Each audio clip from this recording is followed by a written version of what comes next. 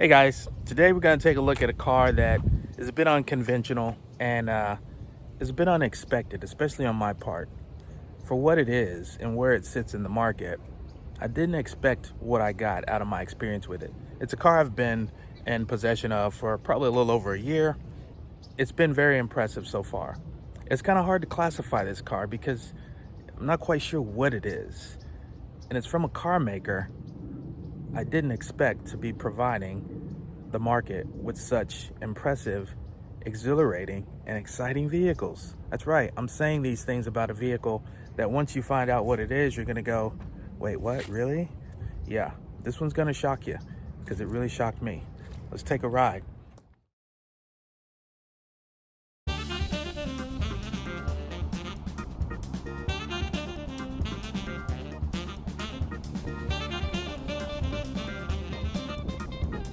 Talk about what makes a vehicle a hot hatch. Typically, it is a car platform with a hatchback, but a performance presence from either a turbocharged or high revving four-cylinder engine. Could be two doors, could be four doors. The Soul is unique and interesting because if you look at it, it's a bit odd. It's tall, right? It has a very tall presence and stance compared to most cars, specifically other hot hatches. But it's short. If I'm standing next to it, typically in an SUV of some sort, you don't have the ability to reach the top of the car if you're washing it. If anybody has an SUV, you'll know what I'm talking about. Most of them are too tall to get over the top of, so you have to either get some sort of device or a ladder of step ladder or something like that to get to it. I'm looking straight over the top of this car, and I can reach all the way across the top of it from either side. Now, why I say it's a hot hatch: low center of gravity, small wheelbase, it's pretty compact, and it happens to have, you guessed it, a hatch. And if you look here, it's not a huge space.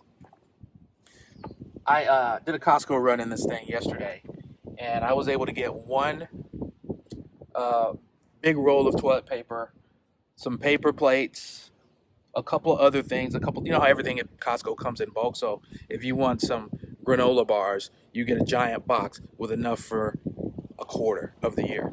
So I got that much in there, and that's about all I can do.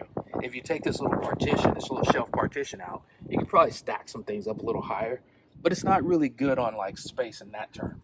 If you let the seat down, of course, now you're talking about another significant bit of space. So it's not that bad of an option if you happen to be a single person or a couple with no kids. If you're a couple with a kid, you can make it work, but you're not going to do a lot of trips where you need a lot of luggage because you're just not going to get a lot of luggage. Oh, a lot of luggage in here. So that's something to consider for sure. What I would say, we got some guests. Hey guys, how's it going? That's all right. It's good for dogs. Uh, what I will say, I mean, you could probably get a couple of carry-ons, backpacks, but that's about it. So it's not a full-on CUV. Space-wise for sitting, another topic. At my height, I can sit behind someone my height and be fairly comfortable. This is typically where I sit, so these are close. I think this one's back just a slight bit more. The cockpit overall is very nice, though. These seats don't have full leather. They're kind of a leatherette, if you will. And then the middle is cloth. I'm not really sure about that. I'm not keen on that because I would think that you want this part leather because it'll resist stains or anything else, odors, let's just be honest, things like that. One of the things I'm very impressed with is the center console and infotainment. It's huge. The screen on this thing is massive. And for what it is, to get that much, it's very impressive that you have that much real estate for navigation and then your multimedia stuff. So you can see multiple things on the screen at one time. So that's really cool. We'll get into the features a little bit more here in a second. But just talking about the usability of the car, again, it's not one that you're going to do a lot of of major travel with a large group, but it's a very smooth ride. It has decent handling. For what it is, it actually handles way better than I thought it would. It seems like it would be a bit top heavy. It is not. I had it on a canyon road one day and just kind of tooling along, running at a really reasonable amount of speed for this thing. And I was very impressed at how well it handled and held the road. Only to find out someone coming up behind me in an actual hot hatch, a VW hot hatch, and you'll know the one I'm talking about, that had been lowered. And he was all up in my tailpipe. And I couldn't get away from him as much as I tried, and then I could feel the limits of the car being reached. But it was being reached, and I was like, yeah, I'm not gonna push it any further. And my thought immediately came to the idea of what would I do if this was my car to make it just a little bit more focused in that category. Drop it, I don't know if I would want to do that because I think it's low enough, and I do like the fact that it has good rebound in the suspension so that when you hit a bump, it's not going through the chassis and shattering your teeth. But it also is pretty planet, and unless the road has a bunch of undulations and brakes, you won't lose the traction or the stability in corners.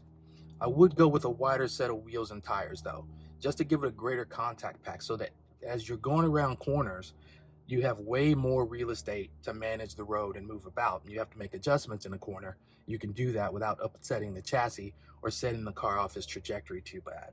So I think if it had that, maybe if I was going to make it something that was a little bit more back road oriented, if I'm the kind of person in the lifestyle that's something that's important to me, and this is my alternative to the typical hot hatch, maybe drop it down a couple of millimeters just to give you a little bit more stability if you want to drive it like that.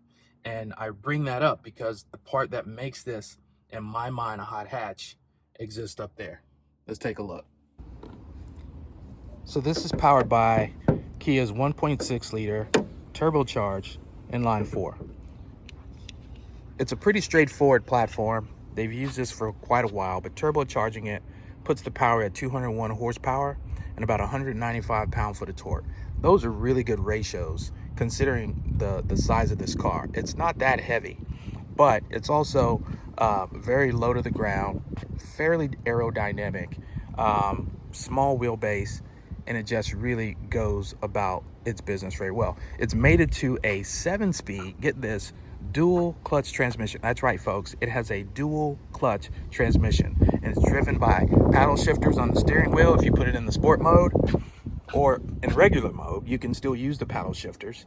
But when you activate that, it really wakes this thing up. I mean, I have to say that compared to a lot of vehicles I've driven that have some kind of a sports transmission, this thing is pretty spectacular. And for Kia, it's a huge leap forward. It just basically says that, hey, we're here to present the industry with vehicles that are exciting and fun. If you think about the Kia Stinger, another vehicle that is extraordinarily great and has gotten great reviews. I actually had one of those for a little over a year as a long term. Sorry I didn't do a review on it, but there are reasons why I didn't. That car was pretty awesome for what it was and how it fit into the market.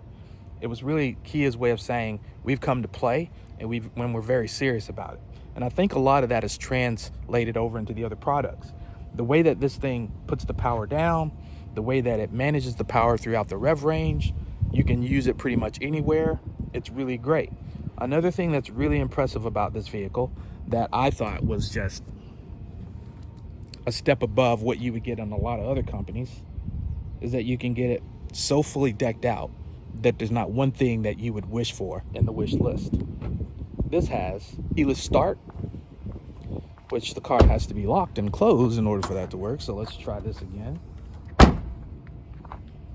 And so for any of you who have a Kia and are wondering how this works, because I had a friend who had a Kia and he was like, I can't get it to do the remote start. So for the remote start, you hit the lock, beeps once, press and hold the remote start.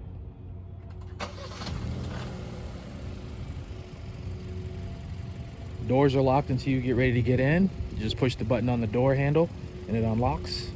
Stays on for about, I think it's like maybe 5 minutes. I usually do this when I get ready to leave in the morning just because I'm old school. I like the car to be running before I take off and start driving like a maniac.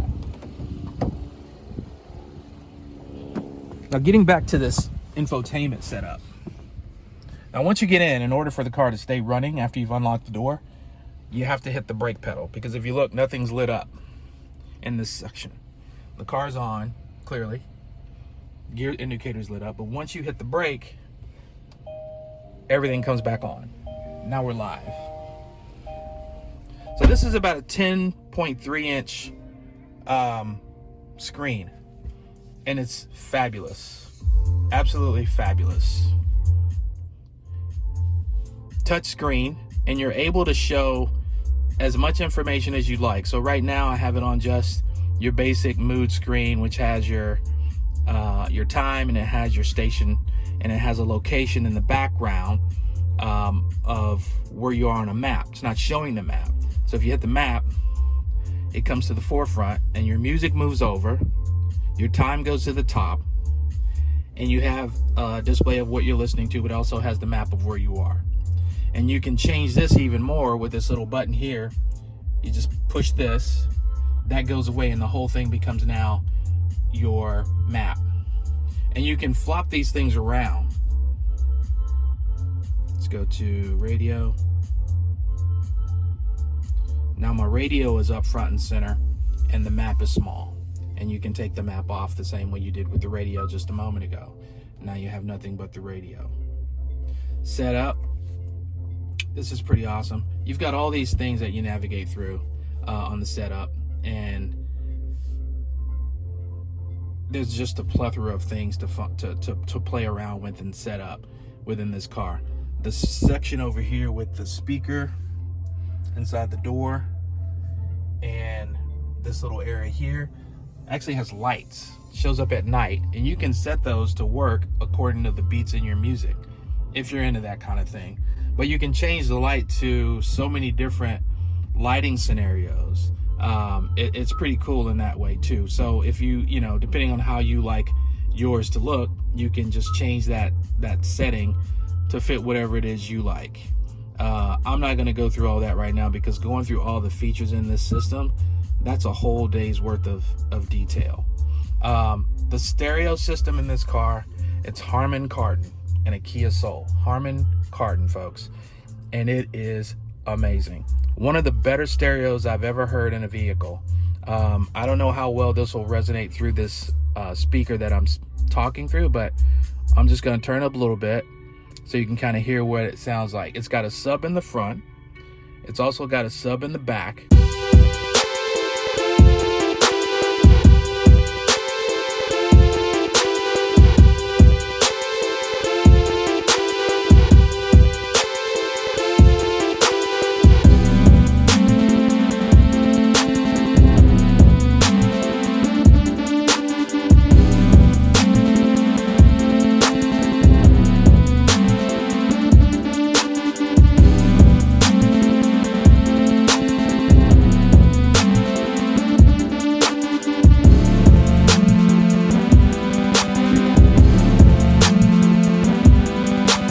That really make this vehicle stand out, shall we?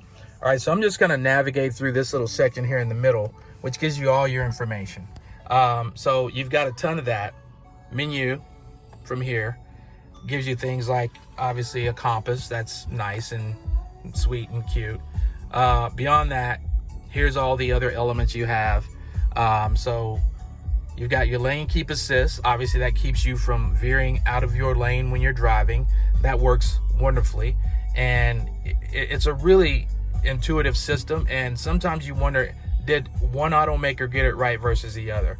And it's varying degrees. And the Volvo that we had, I felt like that system was not as smooth, and the car kind of wondered way more than trying to find its line and saying, okay, here's the line on the right, here's the line on the left, and here's the center where I should operate. I felt like it kept moving back and forth across the road. It worked, but it just didn't give me the same sense of confidence. Whereas in this car, it's set up very well. I've even tried it out with cruise control on, once you put the dynamic cruise control on, and I wanted to see how well it would hold the road, and it actually drove the car for a good probably 15 seconds before it said to put my hand back on the wheel, and it actually went around slight curves on the freeway in that mode. So that was really impressive. So you got the lane keep assist, You've got the lane departure warning, so it'll tell you if you've gone over without your signal light. As long as you use your signal light and go over the line, it will not beep at you.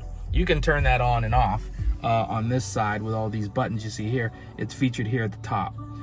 One of the other things it has is the auto start and stop, and that's just a measure that car companies have put in place to try to create a more efficient sort of element to the cars, even though they're not fuel efficient as we would think of it.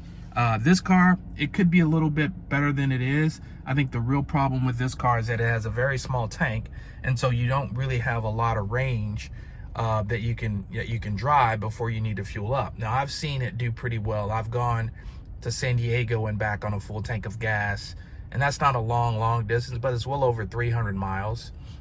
So where I'm going in San Diego, it is. So I've seen it do pretty decent for what it is. And being that it's a turbocharged engine and being that it has that aggressive transmission, it wants to go. And I like that as a driver. This is something interesting. It has attention level. So if you seem to be driving inconsistently and wandering off and going over the line, apparently it can tell you, and it will beep and let you know, hey man, you need to take a break. It's got a little line that says, last break. It'll tell you when you took your last break. So that's kind of funny. Tire pressure, you got to be moving for that to work, but it gives you that information as well. All right, going into the next menu, here's all your settings. Now, this is something that I really like, and to be able to have it in a Kia Soul, hugely impressive. I'm gonna go down here, this button here, that is, wait for it. That's right, it has a heads up display, which is super cool. I'm gonna try to get a shot of what's on there. It's super cool to me. I don't know if you can see that. Yeah, so you got the speed and you got your lane. It's showing you the lane of the road. So this thing is great because it will show you when you're driving. You can see if you have the dynamic cruise control on, it'll show a car in front of you. And then with the dynamic cruise, you can kind of set how far ahead you want it to detect a car. So it'll slow down at varying levels. And you've probably seen that on different cars where you can set it so that it'll change how close you have to get before it lowers your speed. And it's usually within the minimum, at least a couple of car lengths just for safety. But that's kind of cool. And then this car will resume and drive according to what's in front of you, cruise control wise. So it'll slow down and then speed back up once that car speeds up or that car gets out of your way. The only downside that I've found with this one is that it seems to take the car way too long to speed back up. So I usually find myself trying to avoid people getting in front of me when I'm driving with cruise control on, if I'm going on a long ride. The other thing that's really cool about the head-up display is that when it's up, it shows you just about all the information you can imagine. You'll get the speed of the road that you're on, the speed limit. You'll see your speed, obviously. You'll also get turn by turn when your navigation is being used. It'll tell you when to turn and 500 feet go left, things like that. It'll let you know that the cruise control's on. There's just a whole lot of information that's displayed in this little pop-up. And it's a bit cheesy in that nowadays most car companies are just putting it on the dash.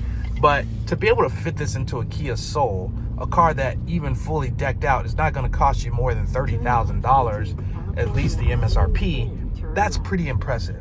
I really like that feature a lot, and I try to use it as often as I can. Another thing that this car has that really impressed me, before I go into that, again, the settings. You can toggle through and change all your settings when the doors lock, how long your blinkers blink with just the quick tap. I've got it set on 5 blinks. You can set it as low as 3 blinks. You've got fuel economy, tells you that sort of thing, tells you your trip. Those are basic information elements. What's cool to me is this section. So when you have your speed displayed digitally, when you put the car in sport mode, it has a sport mode, it changes the display. So what you see up there now in sport mode, there's a whole gauge now added, or 2 of them, if you will. One is your turbo. It tells you when your turbo is being activated when you apply throttle, and it has a throttle indicator. So that's kind of neat. I mean, it's a nice parlor trick. I find it interesting. I like it. It's cool. So that's another element that you can use in this car. And again, you've got that basic info. One of the things that I was about to talk about that really impresses me is that this thing comes with heated seats. So it's got heated seats in the front. It also has a bloody heated steering wheel. I mean, come on, Mike. Would you expect this car to have a heated steering wheel? A little British for you.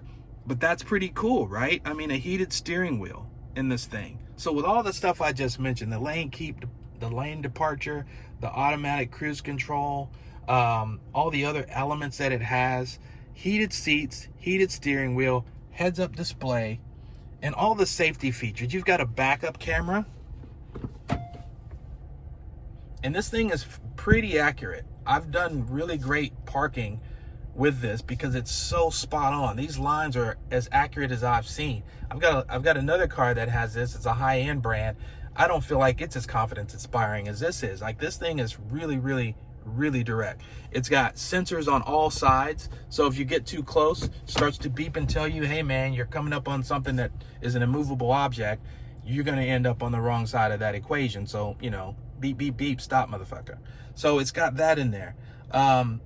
You've also got the wireless charging here. If you look, and Kias always have this, so you'll see here, this is the charging indicator. When the phone is in there, this will light up yellow if it needs to charge. Once it's charged, and it goes to green, and it'll go out. So it's pretty cool. The other thing beyond this that blows my mind, that other car makers don't just give you, that Kia will give you, and this is the top trim, mind you, but still, the fact that you can get it in this car from that position or anywhere else amid this cockpit, I can stream my music to the audio system. So through the Bluetooth connectivity, I can play the music without connecting any wires or cords. Now, you do have the cord for CarPlay and all that, and it won't stream Apple CarPlay. This is a 21, and I don't think it's been added for 22. I mean, that's another level, right? But the fact that you can stream from your phone without a wire is pretty impressive, and charging without connecting it to the USB port. That's impressive from Kia. I really, really do like that they go that extra mile there. The HVAC system, your typical stuff. You do have dual climate, so others can have a different climate than you, just the passenger mostly. You can sync them. It's pretty cool. It's intuitive. It's got a little digital display to show you what exactly is going on. So really well done on that front. This one has the flat bottom steering wheel. I always find it funny when companies talk about flat bottom steering wheel as if that's some sort of great, you know, addition to the automotive world. The reason why I like it is because it clears up the space between, you know, my leg and the steering wheel. You know, that's just, for me, it's just a convenient piece. It has auto wipers, so rain sensing. If it's raining, it will start to come on. I have it on auto all the time, and it's variable. It speeds up as the rain increases, reduces as the rain reduces, goes off when the rain stops. Auto lights and all that such. The only window that is power up and auto up and down is the driver, which is not a big deal. I could care less about that, to be honest. That's just one particularity, I guess. It just depends on who you are. Sunroof, I wish it had the pano. It does not, but it does have a sunroof, which is currently tilted, so one touch. Very nice feature, I quite like. So I feel like I've covered quite a bit of what this vehicle has to offer, and it is a lot. It is a whole lot. Now, one of the things you're probably wondering is, what's it like to actually drive the Kia Soul? One of the things I'll say in terms of the performance, with that dual clutch transmission, you have the option of putting it in what's a sport mode, kind of like what you'd have on a BMW. You move the stick over to the left, and it's in auto shift sport mode. A little bit more aggressive shift points, holds the gearing just a bit longer, a little more rapid response in the gearing, and that makes the car drive quite a bit better, even in the econ mode for the actual drive. Now, if you put it in sport mode, and that's going to change up your engine and air and all that stuff in terms of how it you know, responds to the throttle, in addition to the sport mode and the transmission, and this thing will absolutely blast you into the stratosphere of speed. And it's so fast that the tires will struggle to get traction. I've had this car burn rubber and struggle to get traction on the front wheels in first, second, and third gear in different accelerating scenarios. It's a complete monster. If you want to talk about pocket rockets, this thing is a rocket. And I'm telling you, if what you're after is something that's a fun, fast car that you can commute in and live in, this is really the ticket. I quite like it. I'm on that fence of make it mine.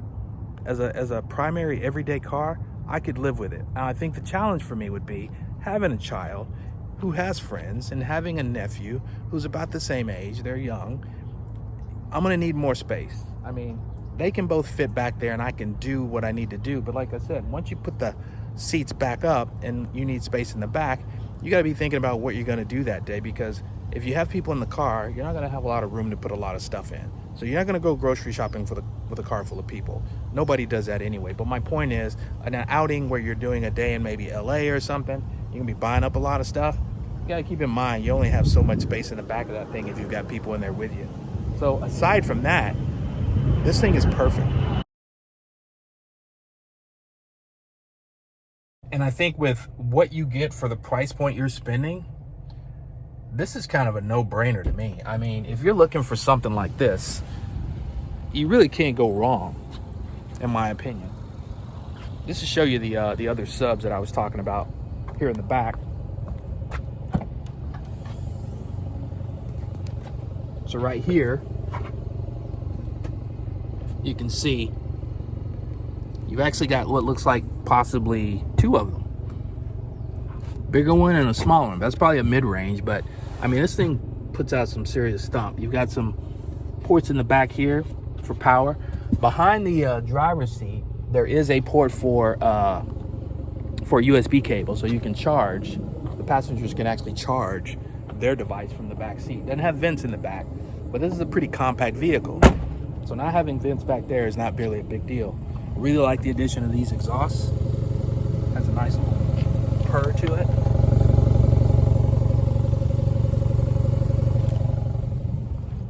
And these lights on it, I like the styling. It'd be great if the bar went all the way across. I think a lot of people have mentioned this on other reviews. It'd be great if it lit up all the way across, but sometimes that's too much. I look at a lot of the Dodges and they're lit up like Christmas trees, and I'm like, man, that's a little polarizing. But a nice little setup. I like how it's integrated. It just looks really sharp. Also on the auto wiper, controls the rear one as well. I've had that one come on when the rain started and then not come on when it stopped. So pretty cool. So as I mentioned, this is the turbo GDI, and you can get it with the GT emblems. You can get turbo added in different areas on the car if you want that sort of thing. Has 18-inch wheels. They're pretty nice. They're tasteful. Comes standard with Goodyear tires, and like I said, this thing handles really well for what it is. The tires aren't very wide, so I think they're maybe an 8-inch. I'd probably want to go with maybe a 9 if I could on the back, 8.5 on the front, just for that added stability in the handling category. But again, the ride height is not too tall. There's not much of it there, so you don't get a lot of bouncing. But again, as you go hard in the corners, it's not going to be able to hold as well as a sports car or that hot hatch that came up on me, as I mentioned before. I do like the front of it. This very LED lighting system looks really cool. Big, massive grille funneling that air into that intercooler. Got the LED fogs, turn signals in the mirrors. I just think this is a really cool car. I've always wanted to drive one of these, and I've had this one, like I said, long term, about a year, and it's been a really fun car. It's been really great to drive. I'm very impressed with it overall. Kia, great job. Keep it up. Till next time, we'll drive. Peace out.